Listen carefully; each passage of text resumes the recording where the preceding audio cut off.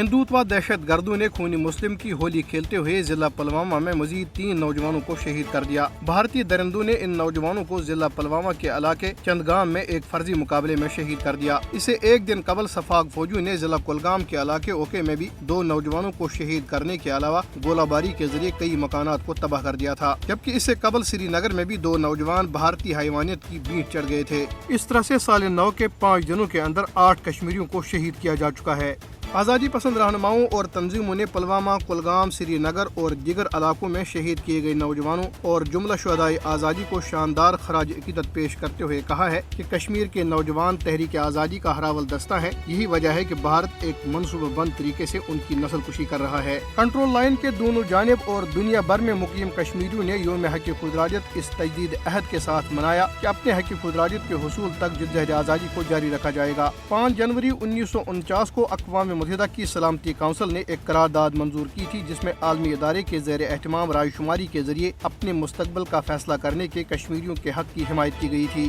یوم حق خودارادیت کے سلسلے میں مقبوضہ کشمیر، آزاد کشمیر، پاکستان اور دنیا بھر میں ریلیوں، سیمیناروں اور دیگر تقریبات کا انعقاد کیا گیا اور اقوام متحدہ کو یاد دلایا گیا کہ وہ تنازع کشمیر کے حل کے لیے اپنی قراردادوں پر عمل درآمد کرائے اور کشمیریوں کو بھارتی ظلم و تشدد سے بچائے۔ اقوام متحدہ کی سلامتی کونسل کی طرف سے 5 جنوری 1949 کو منظور کی گئی قرارداد تنازع کشمیر کے حل کی بنیاد فراہم کرتی ہے۔ تاہم یہ امر افسوسناک ہے کہ عالمی ادارہ اپنی منظور کردہ قراردادوں پر ابھی تک عمل درآمد نہیں کرا سکا، جس کی وجہ سے کشمیری مسلسل شدید مشکلات کا شکار ہیں۔ کشمیریوں کے یوم حق خودارادیت کے سلسلے میں جاری اپنے بیانات میں حریت رہنماؤں نے مقبوضہ کشمیر میں ڈھائے جانے والے مظالم پر بھارت کو جواب دہ ٹھہرانے میں اقوام متحدہ کی ناکامی پر افسوس کا اظہار کیا، جس کی وجہ سے کشمیری عوام کو شدید مشکلات کا سامنا ہے۔ کل جماعتی حریت کانفرنس کے وائس چیئرمین غلام احمد گلزار نے سری نگر سے جاری ایک بیان میں مقبوضہ کشمیر کی بگڑتی ہوئی صورتحال پر سخت تشویش کا اظہار کیا۔ انہوں نے کہا کہ بھارتی قابض افواج کے ہاتھوں بے گناہ کشمیریوں کی نسل کشی اور بھارت کی طرف سے بین الاقوامی قوانین